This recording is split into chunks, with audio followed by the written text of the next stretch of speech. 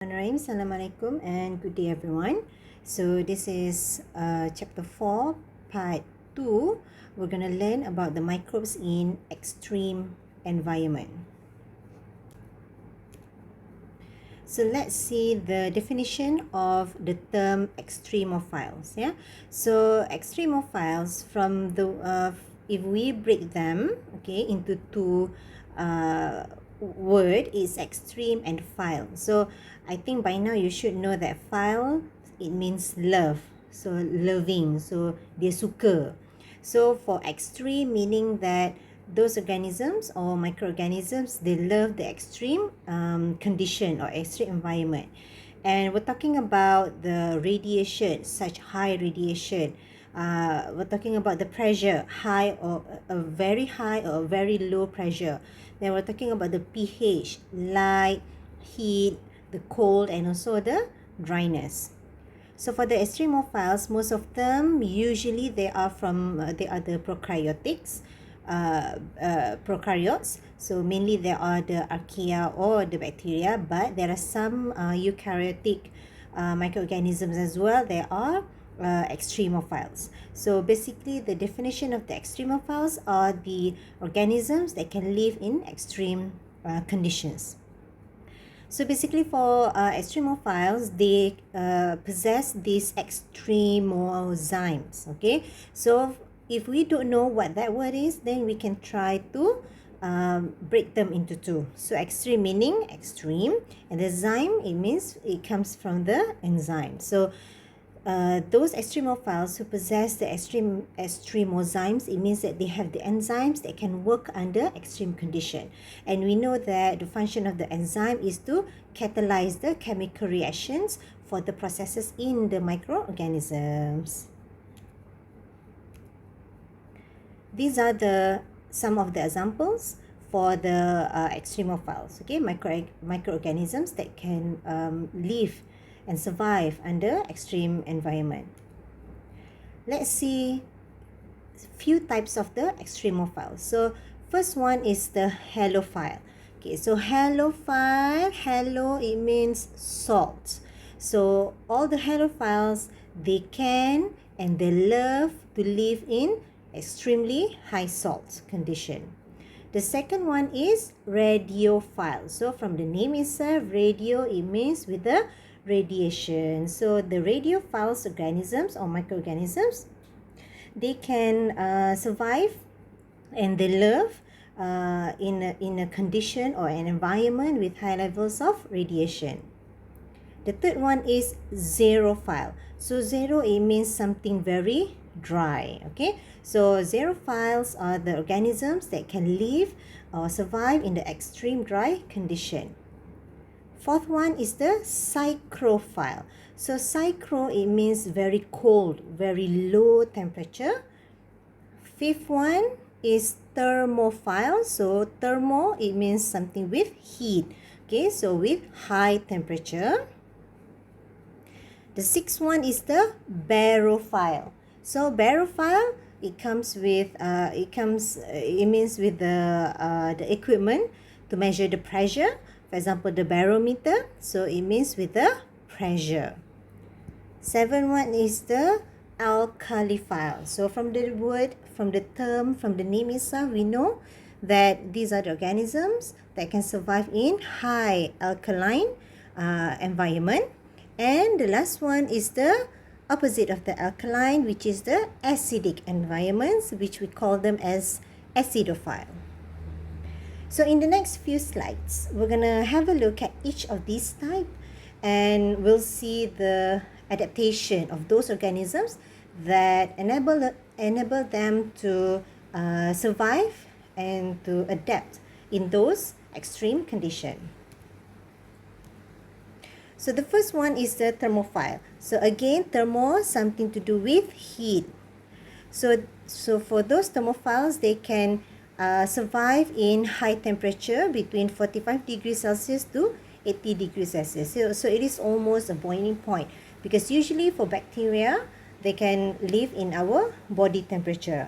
So 45 to 80 degrees Celsius, that is considered high for a normal bacteria. So any bacteria any microorganisms, or in fact any organisms that can survive in this temperature, 45 to 80 degrees Celsius, they will and they can be considered as the thermophiles. However, there are some organisms that can survive higher than the 80 degrees Celsius, and we call them hyperthermophiles. So hyper meaning lagi tinggi, and they can exceed 80 degrees Celsius. So these are some of the habitat for the thermophile where it is considered as one of the most hot place in the earth.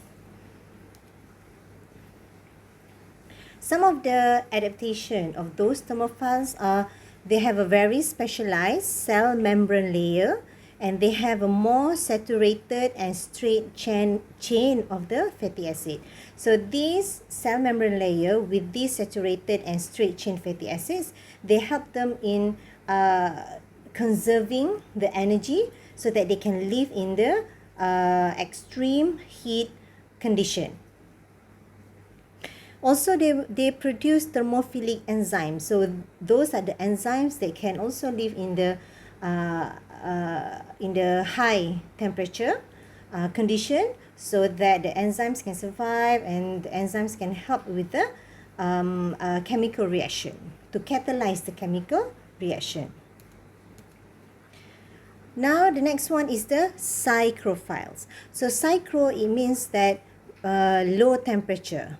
Okay, so this is the opposite with the thermophile just now. So thermophile in high temperature, and psychrophile is in the low temperature. So those are the microorganisms that grow or below 0 degrees Celsius. So it's in minus 80, minus 20, minus 4 degrees Celsius. All those, the cold environment. So these are some of the habitat for the psychrophiles, where they can be found in the permanently or the seasonal cold places. Some of the adaptation for the psychrophiles are the structure. Okay, so remember the thermophiles, they have a specialized cell membrane layer of a saturated and a long fatty acid chain. Okay, so this is in contrast with the thermophiles, where the psychrophiles, they will have a short and also unsaturated fatty acid. And also in thermophiles, they produce thermophilic enzyme, but in psychrophiles, they produce the psychrophilic enzyme, or also known as the cold adapted enzymes. Okay, let's see the acidophiles. Okay, so from the word itself, we know that they can survive in highly acidic environment. And the acidic environment that we're talking about is in the pH range of 1 to 5. Okay, so we know that pH 1 is very acidic. Okay, and so we know that these organisms that can live in this pH range, then they are the acidophiles. Some of the habitat or the location in the world where they are in a highly acidic environment, and in these places we can find the acidophiles.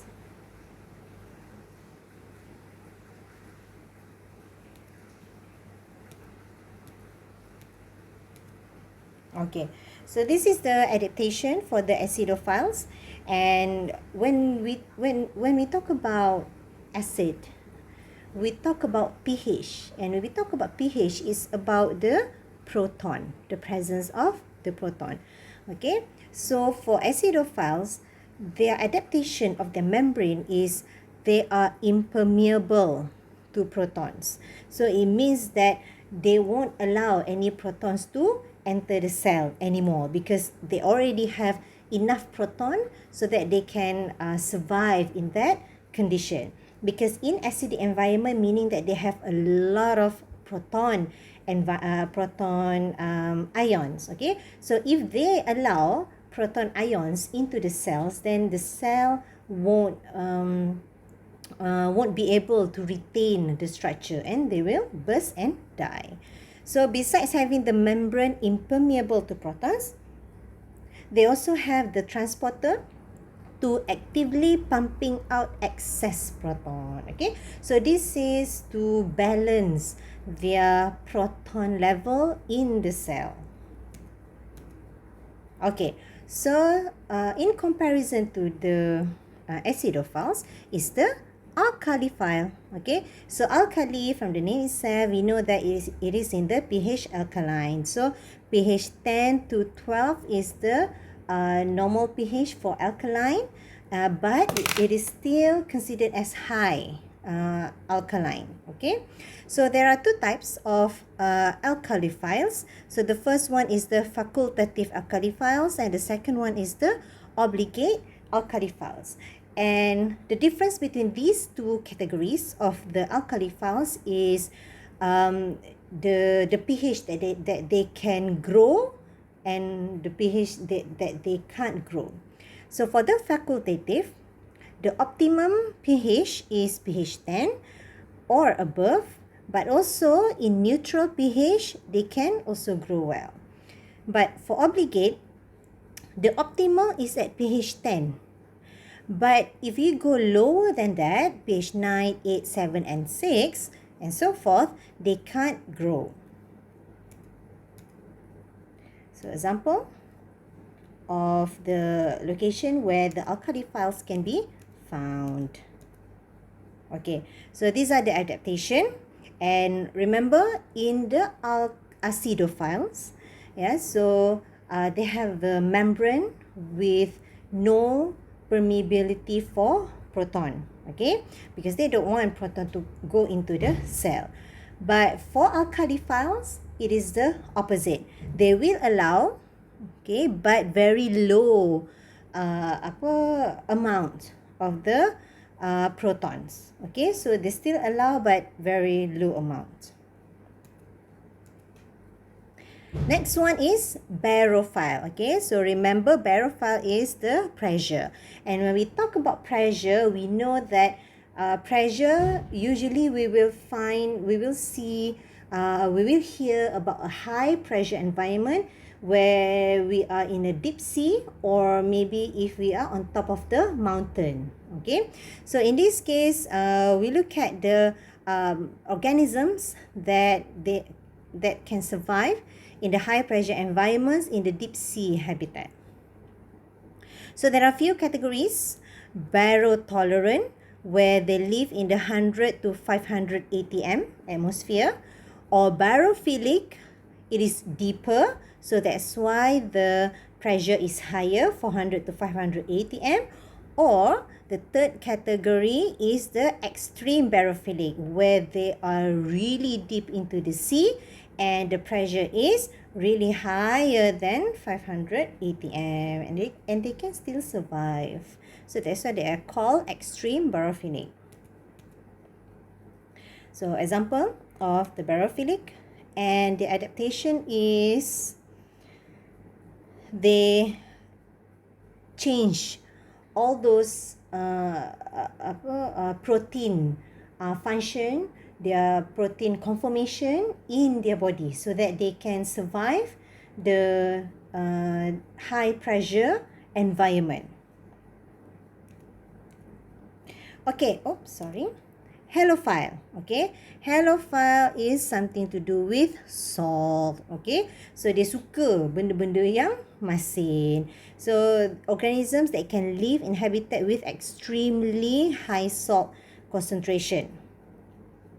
Also, they have few categories: slight halophile, 2% to 5% salt concentration; moderate halophiles, 5 to 20%; and the highest one is the extreme halophile. So it's the same with the barophiles just now. They also have different categories. It depends on the severity, depends on the concentration of their environment. Example of places with high salt concentration. Okay, adaptation. So because they live in a very salty environment, so they have to have a mechanism. They have to invest a lot of energy to remove the salt from the cytoplasm, and they have to maintain their cytoplasm to be isotonic to the environment of the salty environment to survive. If let's say one of the times is not isotonic, whether it is hypotonic or hypertonic, then the cell might burst and die. Okay, xerophiles, next one. So xerophiles meaning in a dry condition. So when we talk about dry, meaning it has something to do with water. Very low amount of water. And this is a low availability of water. So xerophiles are the organisms that can survive in environments with water activity below 0.8. So usually the unit to measure the water activity is known as the AW. So for example, if you can relate to your daily life, something that you put in the fridge or something that you put even in the freezer where it is dry, right? Because there is no water, it's just ice, kan? So if there is an occasion where sometimes there are microorganisms that can grow still on your food. Okay, so for example is Trichosporanoids nigrescens species. Okay, so this is a true xerophile where they can grow at water activities at least as low as 0.75. Okay, so lagi sikit the number of the AW of the water activity, meaning the more dry the condition it is. So any microorganisms that can live in that lower water activity measurement, it means that they are the more extreme xerophiles. Okay, and then the radiophiles. So radiophiles, it means the radiation. So they are highly resistant to high levels of ionizing and ultraviolet radiation. Okay, so for example, if you can go to the nuclear reactor or the waste sites where there are a lot of radiation there, then radiophiles can survive there. Okay, so this is an interesting fact for Deinococcus radiodurans. Okay, from the name itself, we know that it has something to do, it must be something to do with the radiation. So this is the most radiation resistant organism known so far, and it is listed in the Guinness Book of World Records. And this bacteria is currently being used in the bioremediation process. So we have learned several types of the extremophiles, and we know that some of the extremophiles, they can live in certain extreme condition. With that knowledge, then we can use that to apply in our daily life.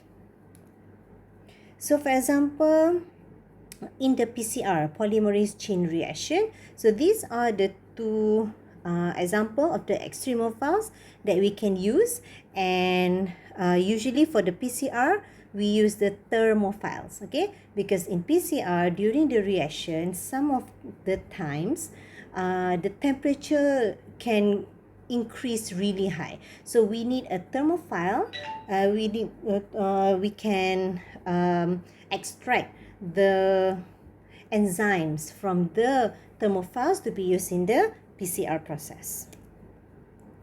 Medicine and food, because during the process of producing the medicines and also the food, the process involves low temperature, the process involves high temperature. Okay, so this is where the thermophiles and also the cyclophiles can come into handy. Biofuel. Okay, so we can see there are few examples of the thermophiles, of the extremophiles that can be used for biofuel. So for example, Clostridium species. Okay, so this is very famous bacteria where it is in use for the butanol production. Biomining and bioremediation. Okay, so we know that in these two application or industries, biomining and bioremediation, they will need extremophiles that can survive in a high radiation. Okay, so in conclusion,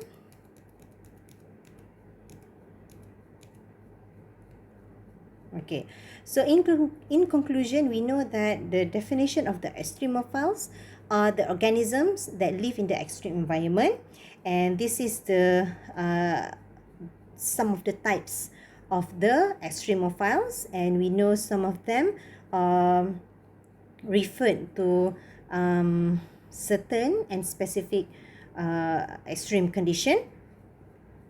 And with that information of the extremophiles, we can apply them in the industry. So that's all for today. So these are the acknowledgement of the previous students that helped me with the content for this part. That's all for today. Thank you.